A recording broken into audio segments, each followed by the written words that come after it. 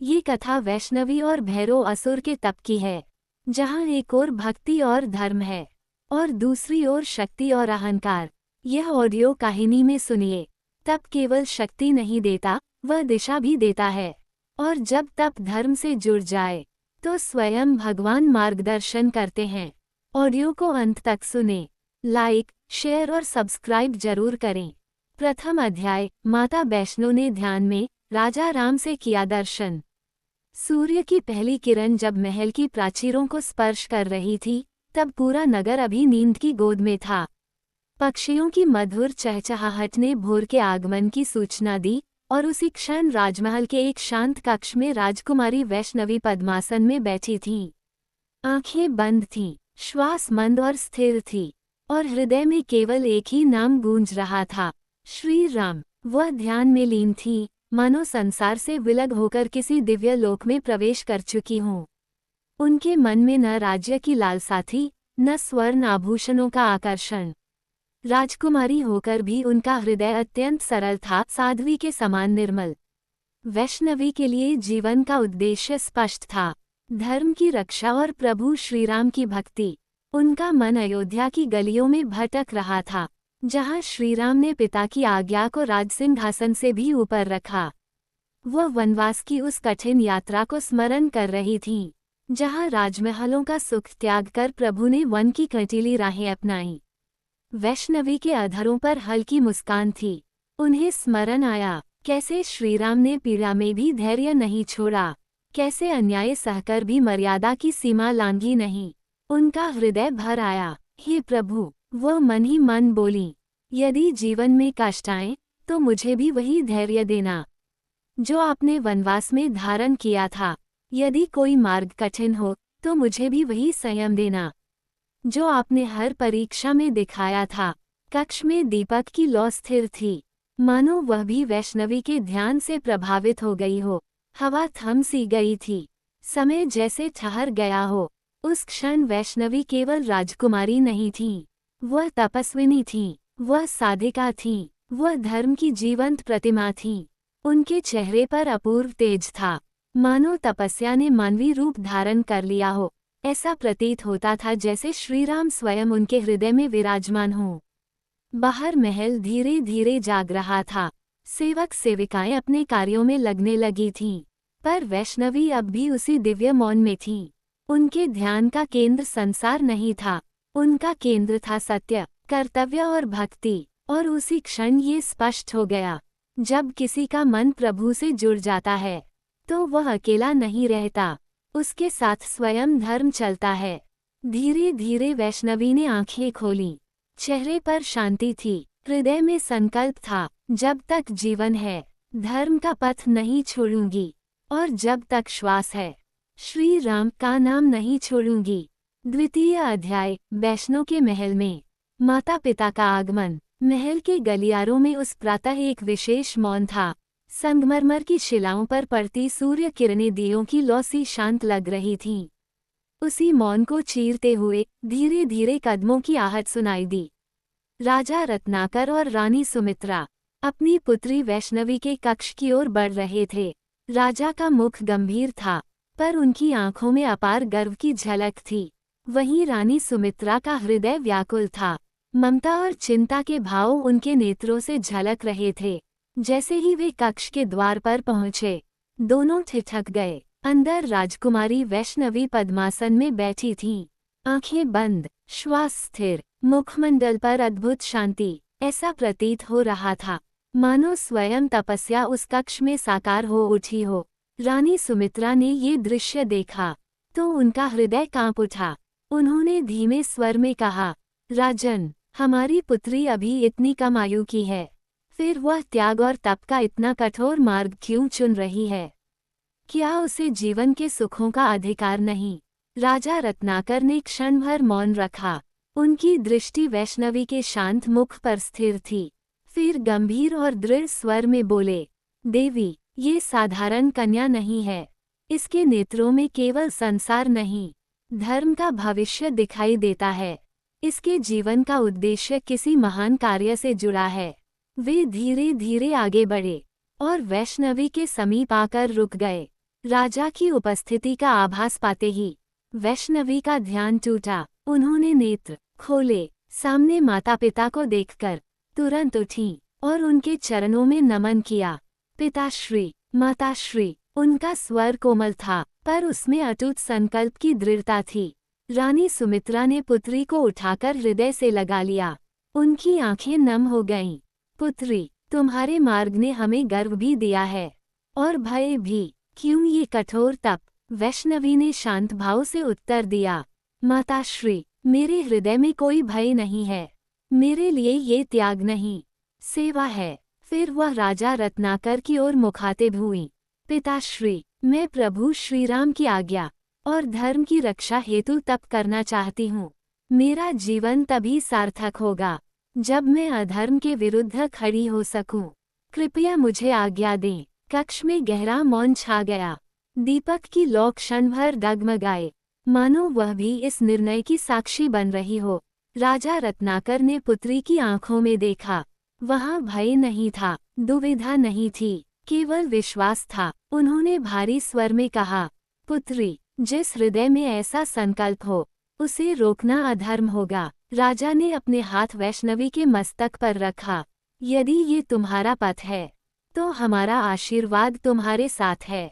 धर्म की रक्षा करना तुम्हारा कर्तव्य है और तुम्हारी रक्षा करना हमारा। रानी सुमित्रा ने आंसू भरी आंखों से कहा, जाओ पुत्री, प्रभु श्रीराम तुम्हारी साधना स्वीकार करें।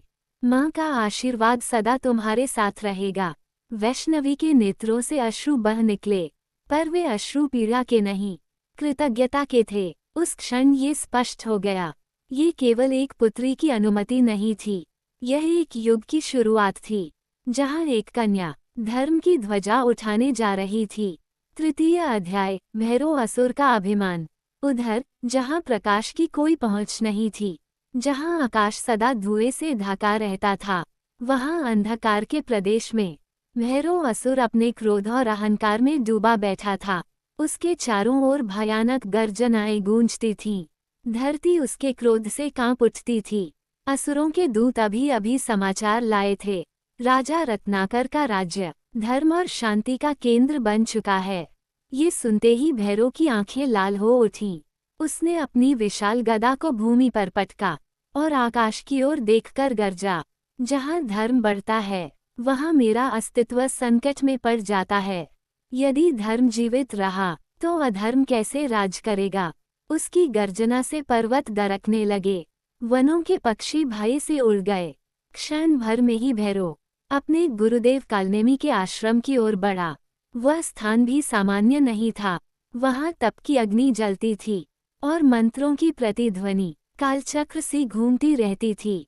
भैरव ने आश्रम में प्रवेश करते ही घोर गर्जना के साथ कहा, गुरुदेव, मुझे आज्ञा दीजिए, मैं राजा रत्नाकर के राज्य को भस्म करना चाहता हूँ। कालनेमी ने धीरे धीरे आंखें खोलीं। उनकी दृष्टि में न क्रोध था, न ही मोह, केवल ज्ञान की गंभीरता थी। वे शांत स्वर में बोले, भैरव, तुम्हारी शक्ति अभी अपर्याप्त है। केवल बल से युद्ध नहीं जीते जाते, और अहंकार से तो कभी नहीं। ये सुनकर भैरव के दांत भींच गए, उसकी मुठियां कस गईं। तो मैं क्या करूं, गुरुदेव? उसने दहाड़ते हुए पूछा। कालनेमी ने उत्तर दिया, जाओ, घोर तप करो, अपनी शक्तियों को बढ़ाओ। जब समय आएगा, तो स्वयं संकेत मिलेगा। भैरव ने सिर झुकाया, पर उसके मन में पश्चाताप नहीं, और भी गहरा अहंकार था। वो उसी क्षण घोर वन की ओर चला गया। चतुर्थ अध्याय, 2 विपरीत तप की कथा। घोर वन में, जहाँ सूर्य की किरणें भी कांपते हुए उतरती थीं, भैरव असुर ने अपनी तपस्या आरंभ की। कांटों पर बैठकर, अग्नि के बीच, वर्षा और धूप की परवाह किए बिना, वो कठोर तप में लीन हो गया। उसका शरीर तपता था, पर मन में केवल एक ही उद्देश्य था, शक्ति, और केवल शक्ति। उधर, उसी समय, वन के एक पवित्र और शांत स्थान पर, राजकुमारी वैष्णवी भी तप करने बैठ गई थीं। उनके आसपास न भय था, न गर्जना, केवल मंत्रों की मधुर ध्वनि थी। उनका तप भिन्न था। भैरव का तप था देवताओं को बाध्य करने के लिए, वैष्णवी का तप था स्वयं को प्रभु श्रीराम को समर्पित करने के लिए। दिन बीतते गए, महीने बीते और फिर वर्ष बीत गए। भैरव के शरीर से धुआं उठने लगा, उसकी आंखों में क्रोध और अंधकार भरता गया। वह मंत्रों से देवताओं को वश में करना चाहता था। उधर वैष्णवी के शरीर से धीरे धीरे प्रकाश फैलने लगा। उनका मुख तेजस्वी हो उठा। वह किसी शक्ति की याचना नहीं कर रही थीं। वह स्वयं को धर्म के चरणों में अर्पित कर चुकी थीं। जहाँ भैरव की तपस्या अहंकार को और विशाल कर रही थी, वहीं वैष्णवी की तपस्या अहंकार को मिटा रही थी। और उसी क्षण सृष्टि ने निर्णय ले लिया, एक तप विनाश की ओर ले जाएगा और दूसरा रक्षा और धर्म की ओर। ये केवल दो व्यक्तियों का तप नहीं था, यह अधर्म और धर्म की आने वाली महायुद्ध की भूमिका थी। पंचम अध्याय। वर्षों बाद वापसी। वर्षों बीत चुके थे। वनों ने कई ऋतुएं देख ली थीं। नदियां अपने मार्ग बदल चुकी थीं और पर्वतों पर समय की रेखाएं उभर आई थीं। फिर एक दिन धरती अचानक कांप उठी। आकाश में घोर गड़गड़ाहट हुई। बिजलियां एक दूसरे को चीरती हुई दिशाओं में दौड़ पड़ी। घोर वन के मध्य भैरव असुर ने नेत्र खोले। उसकी देह अब पहले से कहीं अधिक विशाल और भयावह हो चुकी थी। शिराओं में शक्ति उबल रही थी और आंखों में अहंकार की ज्वाला धधक रही थी। उसने अपनी मुट्ठी बांधी और धरती पर प्रहार किया। धूल का गुबार उठा। भैरव ठहाका लगाकर हंसा, अब कोई शक्ति मुझे रोक नहीं सकती, देवता भी नहीं और मनुष्य तो बिल्कुल नहीं। उसकी हंसी में तप की सफलता नहीं, अहंकार की विजय थी। उसी क्षण वह अपने गुरुदेव कालनेमी के पास लौटा। कालनेमी ने उसे देखा। उनकी आंखों में संतोष नहीं बल्कि चिंता थी। वे गंभीर स्वर में बोले, भैरव, तुमने शक्ति तो प्राप्त कर ली है, पर संयम नहीं। याद रखना, शक्ति यदि धर्म से विहीन हो जाए तो वह रक्षक नहीं, विनाश बन जाती है। भैरव ने ये सुना, पर सुना नहीं। उसकी चेतना अब चेतावनियों से ऊपर उठ चुकी थी, या कहें गिर चुकी थी। उसकी दृष्टि अब केवल एक दिशा में थी, राजा रत्नाकर का राज्य। उसके मन में एक ही संकल्प था, धर्म के उस दीपक को बुझाना जो उसकी अंधकार में सत्ता को चुनौती दे रहा था। उधर उसी समय एक पवित्र वन स्थल पर एक और तप अपने पूर्णत्व की ओर बढ़ रहा था। राजकुमारी वैष्णवी अब केवल राजकुमारी नहीं थीं, वह साधना की प्रतिमूर्ति बन चुकी थीं। उनका शरीर स्थिर था, पर उनके आसपास दिव्य ऊर्जा स्पंदित हो रही थी। अचानक उनके ध्यान में प्रभु श्रीराम प्रकट हुए। वन प्रकाश से भर उठा, वायु सुगंधित हो गई, समय ठहर सा गया। कोमल और करुण स्वर में प्रभु बोले, वत्से, तुम्हारा तप सफल हुआ। वैष्णवी का हृदय भाव से भर उठा। श्रीराम ने आगे कहा, समय आने पर तुम्हें धर्म की रक्षा का अवसर मिलेगा। वह मार्ग सरल नहीं होगा, पर तुम्हारा संकल्प तुम्हें मार्ग दिखाएगा। वैष्णवी की बंद आंखों से अश्रुधारा बह निकली। ये अश्रु भय के नहीं थे, ये अश्रु कर्तव्य की स्वीकृति के थे। वह जान गई थीं, अब उनका जीवन केवल उनका नहीं रहा। उधर अंधकार की शक्तियां चाल चल चुकी थीं और उधर ही धर्म की रक्षा के लिए एक दीप प्रज्वलित हो चुका था। ये केवल वापसी नहीं थी, यह आने वाले संघर्ष का संकेत था, जहां एक ओर अहंकार से भरी शक्ति खड़ी थी और दूसरी ओर कर्तव्य से भरी भक्ति। और अब दोनों का सामना अटल था। षष्ठ अध्याय। आने वाला महासंघर्ष। उस दिन आकाश सामान्य नहीं था। नीले विस्तार में एक अनकही चिंता तैर रही थी। बादल बिना बरसे गरज रहे थे और दिशाएं जैसे किसी अदृश्य निर्णय की प्रतीक्षा कर रही थीं। देवलोक में भी शांति नहीं थी। इंद्र का सिंहासन स्थिर था, पर मन अस्थिर। ऋषियों के यज्ञों में मंत्र तो गूंज रहे थे, पर स्वर में भय छिपा था।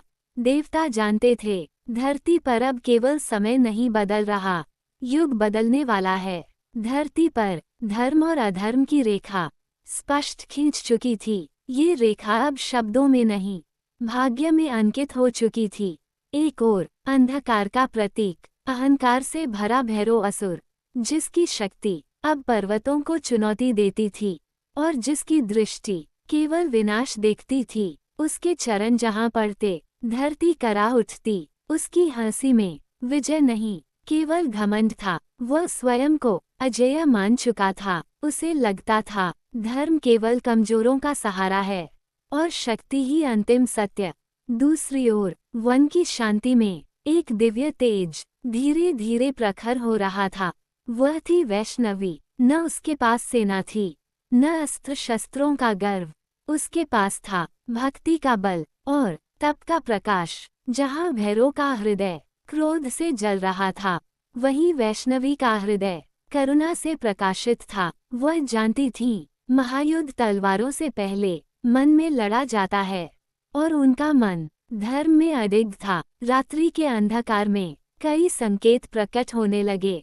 नदियां बिना वर्षा उफनने लगीं, पशु दिशाहीन होकर दौड़ने लगे, ऋषियों के ध्यान बार बार टूटने लगे। ये प्रकृति की चेतावनी थी, मानो सृष्टि स्वयं कह रही हो, अब टकराव अनिवार्य है।